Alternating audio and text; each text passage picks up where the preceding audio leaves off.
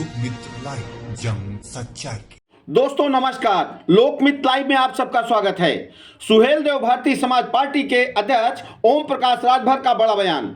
स्वामी प्रसाद मौर्य द्वारा समाजवादी पार्टी के राष्ट्रीय महासचिव पद से इस्तीफे को सुहेल देव भारतीय समाज पार्टी के अध्यक्ष ओम प्रकाश राजभर ने ड्रामा बताया।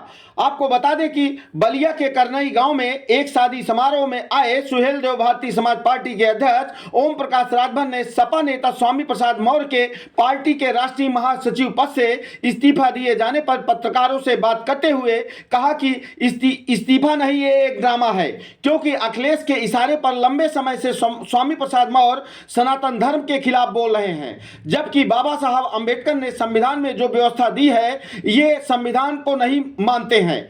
संविधान को मानते तो इस तरह की टिप्पणी नहीं करते। और आज जो इन्होंने संगठन के राष्ट्रीय महासचिव पद से इस्तीफा दिया है, एमएलसी तो बने ही रहेंगे। ओम प्रकाश राजभर ने कहा कि उन्होंने इस्तीफा दे दिया है, इस्तीफा कल मंजूर भी कर लिया जाएगा और परसों पुनः बना भी दिए जाएंगे।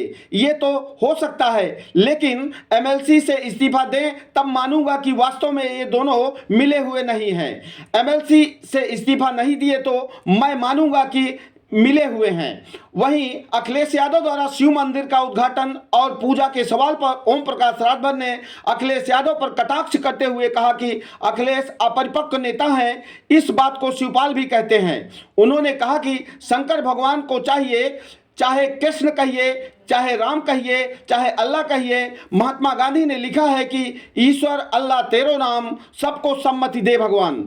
अल्लाह कहो, ईश्वर कहो, सब एक हैं। आप कृष्ण को मानोगे, शंकर भगवान को मानोगे, लेकिन राम को नहीं मानोगे। इसका मतलब कि आप संविधान को नहीं मानते हो।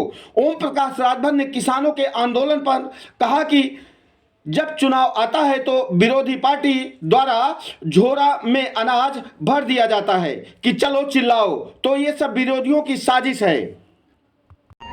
जी मंत्री जी, आज स्वामी प्रसाद मौर्य ने समाजवादी पार्टी के राष्ट्रीय महासचिव पद से इस्तीफा दिया है, इसको लेकर क्या कहेंगे आप? देखिए, ये एक ड्रामा है इस्तीफा, क्योंकि अखिलेश यादव जी के इशारे पर ही स्वामी प्रसाद मौर्य लंबे समय से सनातन धर्म के खिलाफ बोल रहे हैं, जबकि बाबा साहब डॉक्टर अम्बेडकर जी ने संविधान में जो व्यवस्था दिया है, ये लोग संविधान को नहीं मानते। संविधान को मानते तो इस तरह की टिप्पणी नहीं करते। और जो आज उन्होंने इस्तीफा दिया है संगठन के राष्ट्रीय महासचिव के पद से, एमएलसी तो बने रहेंगे। आज उन्होंने दे दिया इस्तीफा और कल मंजूर भी कर लिए जाएंगे, परसों बना दिए जाएंगे। ये भी तो हो सकता है, लेकिन एमएलसी से रिजाइन दे तब मैं मानूंगा कि नहीं, हाँ वास्तव में ये दोनों लोग मिले हुए नहीं हैं। एमएलसी से रिजाइन नहीं दिए तो ये पक्का है कि दोनों मिले हैं। अखिलेश यादव ने आज समाजवादी शिव जी के मंदिर का उद्घाटन किया अपने गांव में, क्या लेकर कहेंगे? कि अखिलेश जी अपरिपक्व नेता है, इस बात को शिवपाल जी भी कहते हैं, हम भी कहते हैं, सब लोग कहते हैं। शंकर भगवान कहिए, चाहे भगवान राम कहिए, चाहे भगवान कृष्ण कहिए, चाहे अल्लाह कहिए, लिखा है महात्मा गांधी जी ने 2 लाइन सुनाते थे सबको, रघुपति राघव राजा राम, ईश्वर अल्लाह तेरो नाम, सबको सम्मत दे भगवान। तो अल्लाह कहो चाहे ईश्वर कहो, सब तो एक है।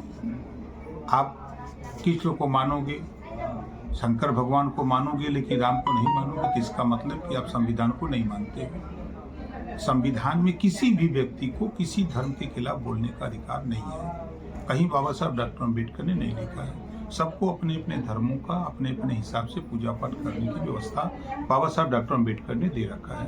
तो ऐसी परिस्थिति में कौन सी विपत्ति आ गई इनके ऊपर?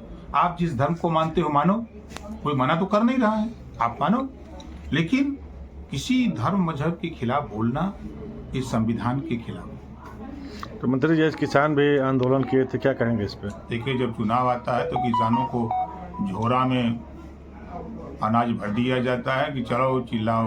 जो विरोधी पार्टी के लोग हैं, इसके पहले क्यों नहीं करते हैं? क्यों भाग गए थे? उस समय सहमति क्यों बन गई? रजामंद क्यों हो गए? इसके पहले भी जब किसान आए, आंदोलन हुआ, लंबे समय तक थे, तो बैक फुट पर क्यों चले गए? इनको डटे रहना चाहिए था ना, नहीं हम नहीं जाएंगे। फिर लौट गए, अब फिर आज आ गए। तो ये योजनाबद्ध तरीके से आंदोलन कराए जाते हैं। इसके पीछे किसका हाथ है? विपक्षियों का हाथ है और केकर हाथ है। अच्छा, एक दूसरी बात की नजदीक आ रहे हैं, सुहेलदेव भारतीय समाज पार्टी कितनी सीटों पर चुनाव लड़ेगी? 3 सीट पर यूपी में, 2 बिहार में। आप भी चुनाव लड़ेंगे? नहीं, हम नहीं। कहाँ है बगावत हुआ भाई? कब तक मंत्री बन जाएंगे? ये दिल्ली भारतीय जनता पार्टी राष्ट्रीय कमेटी की बैठक है, वो खत्म होने के बाद फिर यूपी में काम चालू हो जाएगा। कब तक? अब तारीख तो नहीं बता सकते, लेकिन आचार संहिता लगने के बहुत पहले हो जाएगा। छोटी बड़ी खबरों को पाने के लिए लोकमित्र लाइव चैनल को सब्सक्राइब करें ताकि लेटेस्ट अपडेट आप तक पहुंचती रहे। धन्यवाद।